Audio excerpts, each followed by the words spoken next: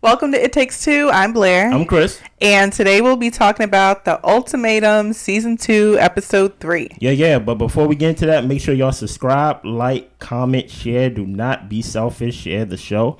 We will continue to talk about The Ultimatum as well as other shows. This is the list of shows that we are currently reviewing for the month of August and September. I know the month of August is probably over by the time you've seen this episode. But if there's any shows that you want us to review, please put it in the comments below and we will try to get to it.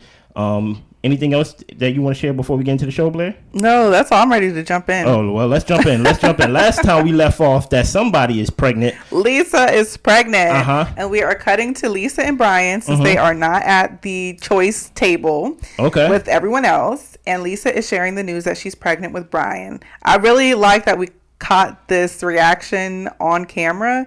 Brian, to me, looked disappointed. He looked like, oh my gosh, what the hell? So hold on. So what are they? Are they at the choice table or are they in the room? They're in their room. Okay. Yeah. We're cutting to them in their room having this one-on-one conversation. Okay. Yeah, he looked disappointed at first. He said that he was surprised. And then he asked, are you pregnant with my child? I would ask that question too. And she's like, well, who else would it be? He's like, oh, no, I'm happy. This is great. I guess, Brian. And Lisa, she's telling us in the confessional that she still really wants to be married. And Brian is saying that, I've got you. I've got our baby. I got us. And none of that does he say, I'm going to make you my wife. Or we're going to be legitimate married couple or anything like that. To him, he's like, I got baby you. Done this. He said, like, I ain't even going to go down the aisle. Now we really can't go down the aisle. Because we have things to worry about. Now, I hear the news of what some people think. Some people think she's faking a pregnancy.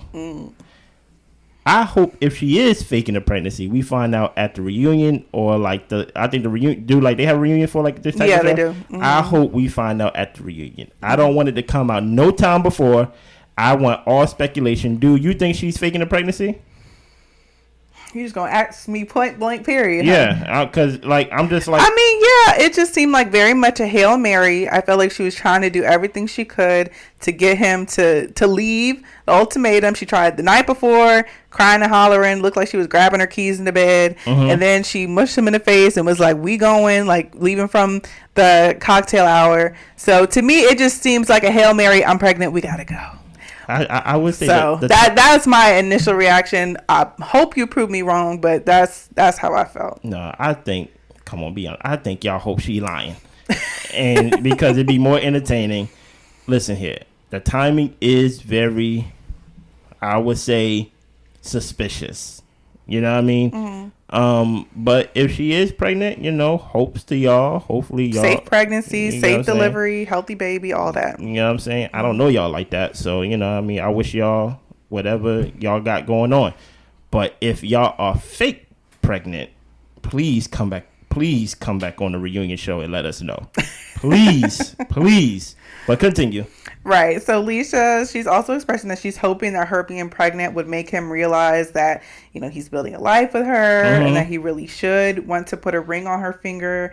And Brian is saying this doesn't change anything. Nope. It actually complicates things even more. It's complicated now. We went from being together to being as complicated. Right. Listen here, Brian. What kind of logic is that? You're one of my favorite guys, brother. I like it. And listen here. Sometimes don't be the solution. Be the problem. Okay. And Brian over here like, you know what? I'm happy about this baby. I got us. And she's like, what? Oh, you gonna marry us? No, it's complicated. I love it. So we cut back to the choice with Nick Lachey. Vanessa isn't there, just Nick. Shout out to Vanessa. Yes. Yeah, we cut to that. And we're back to the couples. Okay. So Trey chooses Ryan. Okay. Ryan chooses Trey. Now, that is very interesting. Because I would think that he would have chose Lisa if she was there. I'm kind of thinking, I don't know. Because you don't know? I felt like with Lisa, I think at some point he was saying that she was like really strong and like powerful. And all of those are like positives. Yeah. that isn't necessarily what some guys want in their relationship. Like, you're a great independent woman over there. Yeah, you know? And I feel like Ryan was a bit softer and sweeter coming off.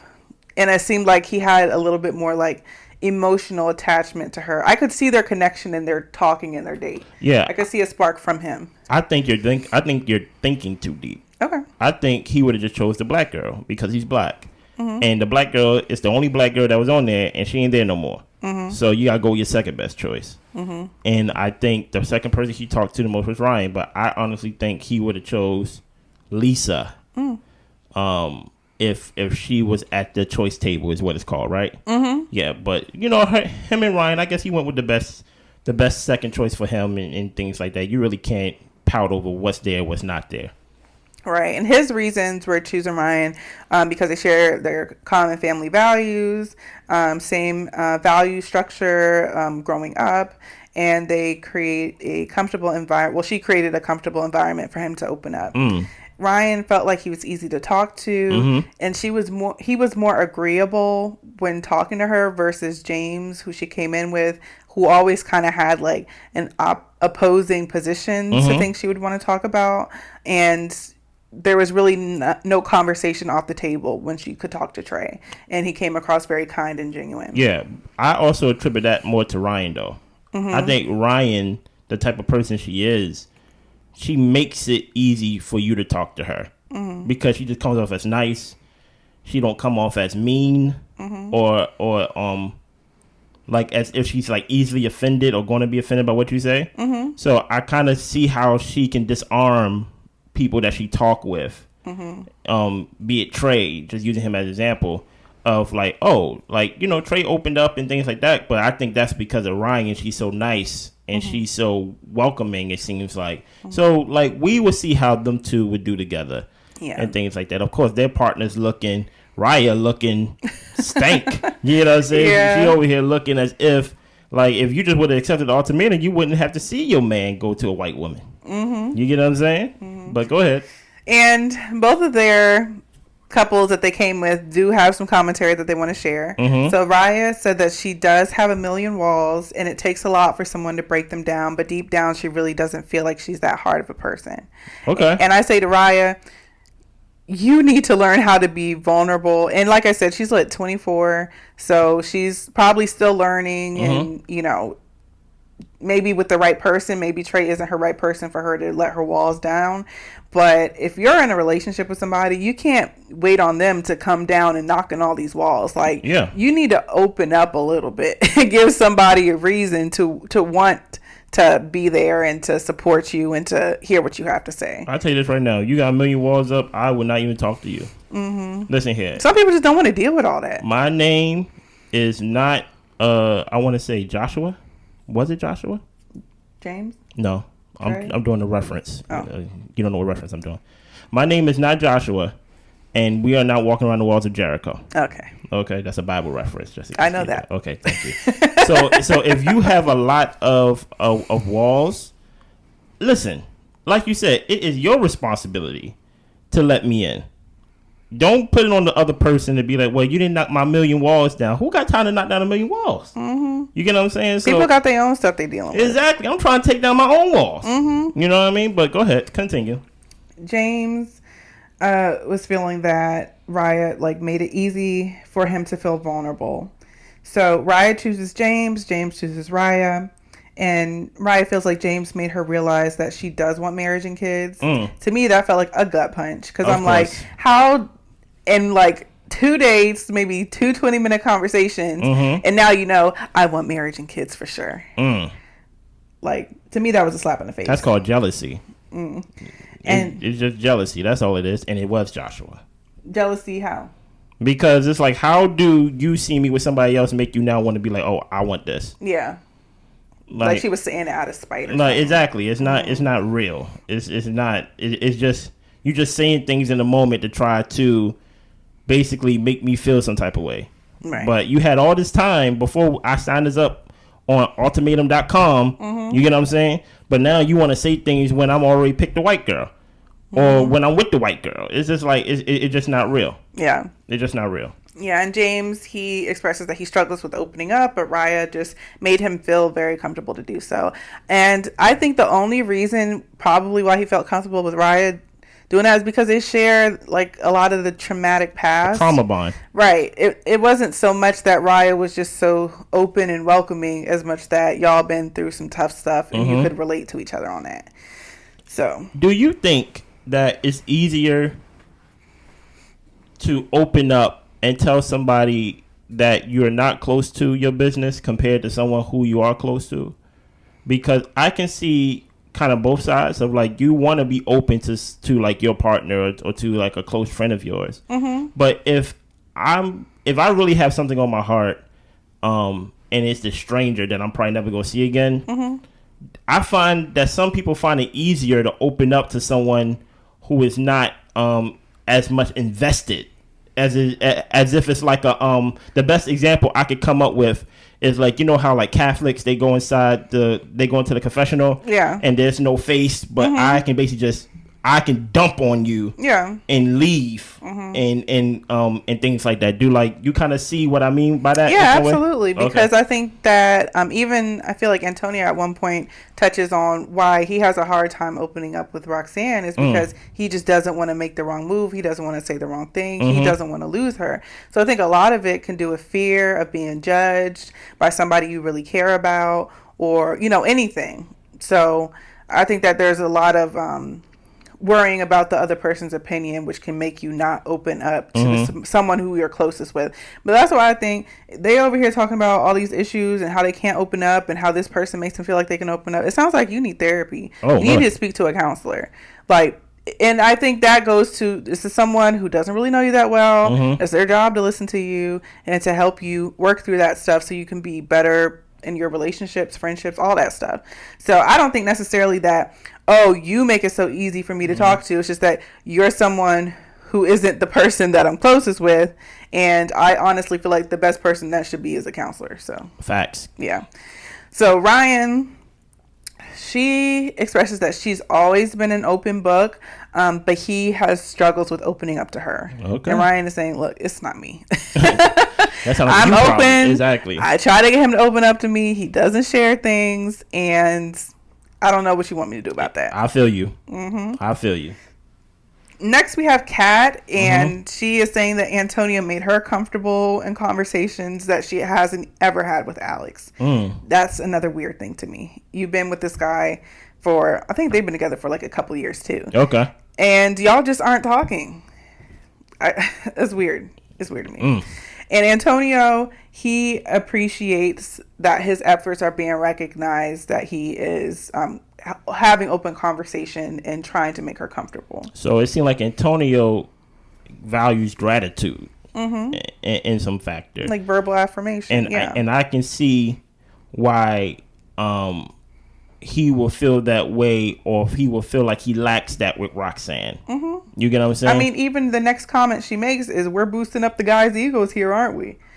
You can't just let him have the compliment. Literally in the same breath of her compliment, exactly. Here she come with saying like, oh, we doing a lot with them, ain't we? Listen here, Chippendales, okay?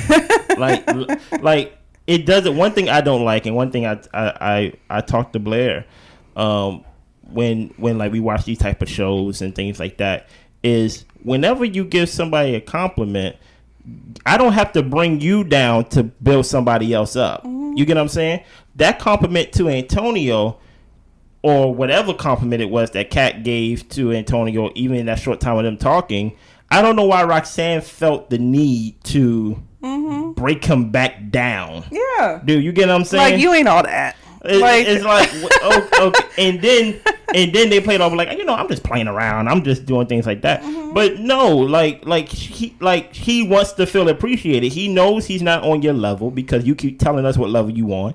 You get what I'm saying? So he wants to feel like I'm valued in something. In some kind of way. Something, please. Exactly. You get what I'm saying? But continue. Yeah. So Kat chooses Antonio. Antonio chooses Kat. And Antonio also feels like Kat pulled out some comfort in him for him opening up. Okay. And Rox says that like she's only experienced the introverted Antonio, and he said that he's afraid to put himself out there with Roxanne because he's really scared of losing her. And even the guys say, like, look, Antonio, he's open with us. Like, he jokes around with us and all this type of stuff. And it's just like, Roxanne, it's probably because of the stuff that you do, like the whole comment that you had when Kat was trying to compliment him. And also, you're always talking about how you're up here and he's down here and you got to worry about him because he don't have his ish together. So, yeah, I mean, I'm sure that does put somebody in a box and make them really nervous to make any moves or cause any waves or anything. So, but you hit the nail right on the head. Roxanne, I'm just going to translate for you, even though you spoke English. Roxanne, you ain't special. You get what I'm saying? Like, you have a job and you probably did pull yourself up by the bootstraps. It's kind of hard to say that about somebody who's not, black, but, it is what it is. You probably worked hard to get to where you are. Yeah. You get what I'm saying? That doesn't mean that if someone is not working at the level of whatever you're at, you get what I'm saying? That they're doing nothing. That they're doing nothing. Now, listen, I'm not saying Antonio is doing something. He could be doing nothing. But you choose to be with him. Yeah. So you have to respect not only him, but your choice to be with him. You get what I'm saying? So why you want to break down someone that you're with?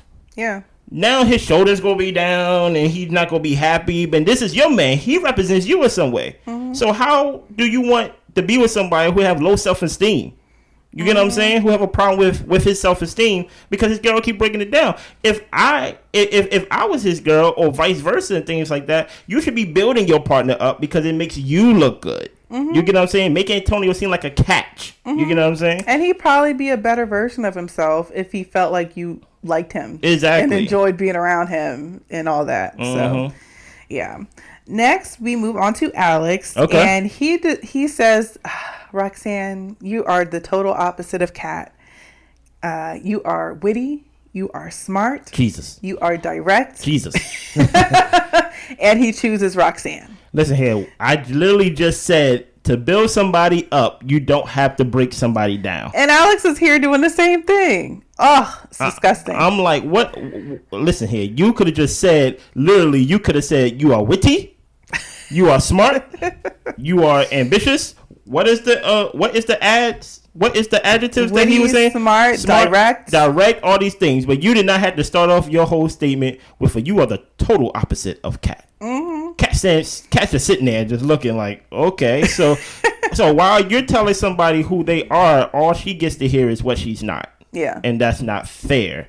Because I'm like, in this position, in Ultimatum, I think y'all spend 3 weeks with a new partner, but then y'all go back to the person y'all came there with. So why would you create more work for you to undo that? You get what I'm saying? Like, yeah. Like this is the person you came here with. Even though we may trust to be this process, I'm going to respect our relationship if we still be together. And then on top of that, I'm not going to break you down because I like you. Dude, you get what I'm saying? That's why it kind of gives off to what you were saying before about, like, do y'all like each other? Or do y'all like experiencing things together? Right. You get what I'm saying? And then that's where Kat jumps in and she's saying, like, look, I didn't realize there was a personality issue that he had with me. Wow. Saying that, she doesn't go into, saying, but he basically was saying, you're saying I'm not smart, you're saying I'm not witty, you're saying I'm not direct. Not smart, it's crazy. Yeah, I'm saying, like, and she's like, I didn't know that you had problems with my personality. Like, you never told me that. I didn't know you had a problem with me. Yeah. That's basically what he said. And Roxanne is saying that Alex is very self-motivated and ambitious, and she chooses Alex because they are very similar. Okay. Yeah. Next, weird moment with James. Weird moment with James. James turns to Trey and says they're essentially trading partners. There's no ill will from his side. He actually turned to James. He turned his chair to him. Yeah. Uh-huh. And he said he thinks that in the end it will benefit them all. And it's like, and Trey is like, yeah, I agree. What was that for, James? Like, in a way, at first, I felt like, is he trying to, like, sun Trey in some kind of way? But he didn't say anything negative. But I'm just like, the way he turned was just like, oh, I got to speak to him.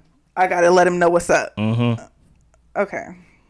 I was like, okay, you didn't have to make this a moment. Just pick your person and go, please. So we get to the trial, marriage is beginning. and we pop in to see Roxanne and Alex, and they're going around looking at the apartment. They're discussing splitting the workspace so they can both work in the same room on different sides of the dining table. Mm-hmm. And they talk about possibly doing lunch dates, and they go ahead and pop the champagne, and then they talk about their night routines, about him sleeping shirtless, and her showering before bed and things like that. Okay. Yeah. Next, we get to Kat and Antonio, and they're both just talking about how both of their partners exceed in the things that they lack. Okay. So Antonio specifically is saying like Alex is just more in a better place financially. He seems more stable and all this type of stuff. And I just kind of want to touch on the fact too, like, to me, Alex said that he owned a business and sold a business. So, okay, that could give you a reason to think he's financially stable. But I don't know how y'all know he's financially stable and got it all together like this within these few conversations. He doesn't come across to me that he's got it all together. He doesn't come across to me that he doesn't, but I'm just saying I wouldn't know that. What does it look like from to these you? Conversations? He just looks like a normal guy to me. Okay. And I feel like they don't have enough information to really know what his financial or work or whatever that is. But you gotta understand that she's probably comparing it to you talk about Alex, right? Yeah, but I'm not even saying just Roxanne comparing Alex and Antonio, but Antonio comparing himself to Alex, and I'm like, well, you really don't know much about this guy. But he probably knows himself. That's probably why he's able to say that. Oh, okay. Dude, you get what I'm saying? It's not so much of like I know his financial situation. It's like I know mine's in and out. Okay. And anybody can have more than nothing. But also, Kat, she says that I kind of think it's in your head about how successful Alex is, or how much he's exceeding beyond you. So she knows something that we don't. Like, you guys think Alex is all of this in a bag of chips, but I think some of it's kind of in your head, and he doesn't address it. He moves on to talk about something else. Yeah, I think Alex just a regular working guy, like a regular 9-to-5 guy. He don't come off as, like you said, like a corporate guy. But I wanted to touch on what you said in the first sentence of that thing. You said both of their partners can, like, you read that again? Yeah, both of their partners exceed in what they lack. I don't understand, and maybe because I'm matured in my relationship, it's a partnership. You get what I'm saying?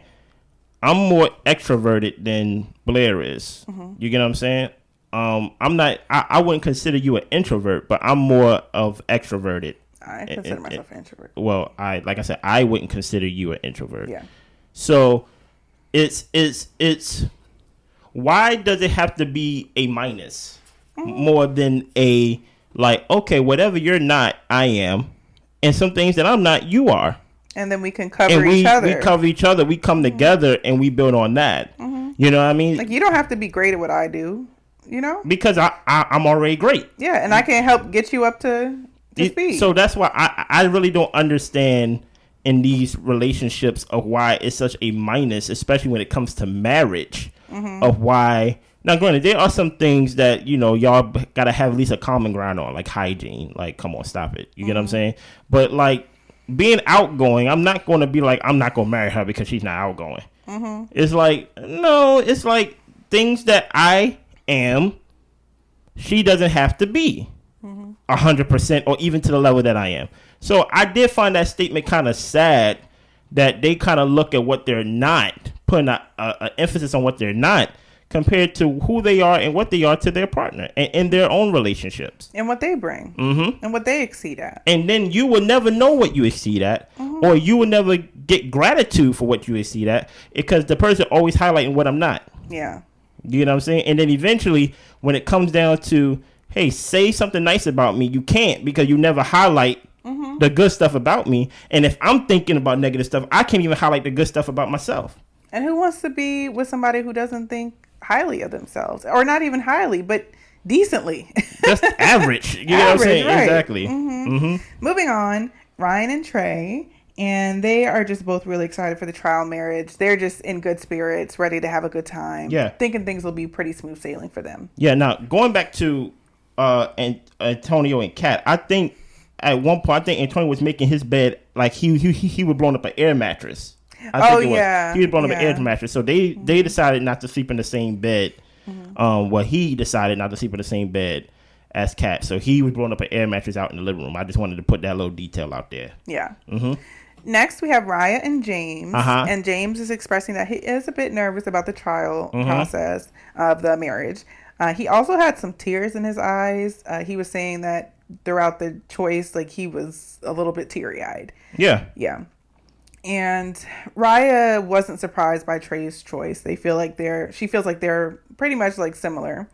And overall, they say that they are happy they picked each other. Yeah. James is having this epiphany. Or it seemed like he was having an epiphany about like, oh my goodness, I'm with Raya. I'm not with Ryan. You get what I'm saying? And I'm like, James, if it takes all that to realize what you have and things like that, if it takes this Netflix show to realize what's in front of you, then maybe you shouldn't have it. You get what I'm saying? Like, it shouldn't take these lengths for you to be coming teary-eyed and turning your chair completely to the stranger and giving this speech. Right. You get what I'm saying? Yeah. But go ahead.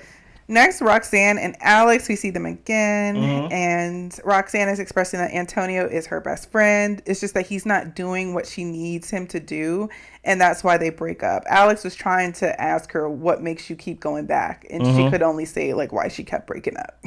She couldn't even say, like, why do you go back to this guy? I guess that's the part of him being her best friend. But yeah, it gave off, actually, based off of what she was explaining it, I think they did start off as friends. Yeah. As like homies or something like that. And then it just progressed to sexual relationship and things like that. And they also broke up, had other relationships, got back together, broke up. Like, I don't think, and correct me if I'm wrong, I don't think, like, they got together based on, like, them seeing each other for the first time and they just got into a romantic relationship. I think they knew each other. They were friends. She probably was like one of the guys. So you get what I'm saying? And then it just grew to be. And whenever they broke up, I guess they just fell back to being friends. And then they just crossed that line again. They be together and things like that. But that was very interesting and things like that. That she would consider him a best friend. But man, if you treat your best friends like this. Exactly. I don't want to be no kind of friend to you, girl. Well, how do you treat your enemies? Exactly. You get what I'm saying? And Alex, he is asking, besides from financial, where do you see yourself in 30 years? And she says traveling with her husband, having 2 adult children, and which is a surprise for him to hear, because he's like, oh, so you see yourself with a husband. You do see yourself married. Yeah. Oh. And so she's like, oh, yeah, maybe. And Alex likes sharing his experiences with his person, all the fun activities and traveling and all that. Yeah. Next, we have Ryan and Trey. They are actually sleeping in the bed together with Blanche, the dog. Yeah, get the dog out the bed. And they have a little pillow fight. They just have like a sweet night getting ready for bed. No issues, no really deep discussion. Yeah. Next, we have Raya and James. This was interesting right here. Raya's in the bed. James says, I need to go for a run. What? It's 3:00 in the morning, brother. James goes to run his mouth on the terrace to his friend. You right. That's his run. And he's really talking to his friend about he's worried that Ryan will leave him. And, the guy said that she's beautiful and she has beautiful eyes and she's all this caring person. And he's like, she really is all those things and I can't lose her. She really is all those things. And he was saying this is the first time he's ever felt like he could really lose Ryan. This man was crying, I think he was. Yeah, he was going through it. Listen here, man. Don't fall for them tears, man. Let me tell you something. They've been together since they were probably in high school. Yeah. I'm just going to take the leap of faith and say they are probably, or that's probably, James is probably her first. Yeah. I'm just going to take the leap of faith and say that, right? Since they met each other so young. I think it's a possession thing with guys. It's not so much of like, now I know what I have. It's more like, I don't want nobody else to have it. Yeah, because he's like, she's always been here. Exactly. Right. So I don't think he really sees Ryan for who she is. You realize everything that he said or listed or everything that you stated was physical. And he basically like, I don't want this Negro to deflower my white queen. You get what I'm saying? Yeah. So like that's why he turned that chair, and he basically just like, yo, we gonna be respectful. We got each other partners, and I hope you get out of it what I'm gonna get out of it. But at the end of the day, when it's 3:00 in the morning, and he's thinking, what could they be doing? That made him put on some joggers, a sweatshirt, grab his cell phone, and walk in circles, honey. and talk outside. You know what I'm saying? Because she can be in the middle of being deflowered for all he knows. And he is losing his ish. So, is that all that happened in that episode? Yes, that's the end of episode 3. Listen here, man. Make sure y'all comment. Make sure y'all share what y'all think about episode 3. We about to do episode 4. And if there's anything else you want to share? No, I'm ready to keep talking about it. Listen here, man. Yeah. So far, so good. I feel like things are actually starting to pick up now. Yeah. Because at first I had fear. I was like, oh, man, y'all showed us the trailer and it had Lisa and Brian in it, and now they not on the show. It's like, come on, what do we have to really keep watching the show? I think we actually found our storylines, and I'm very interested in what we will see from this point on. Y'all be good. Bye.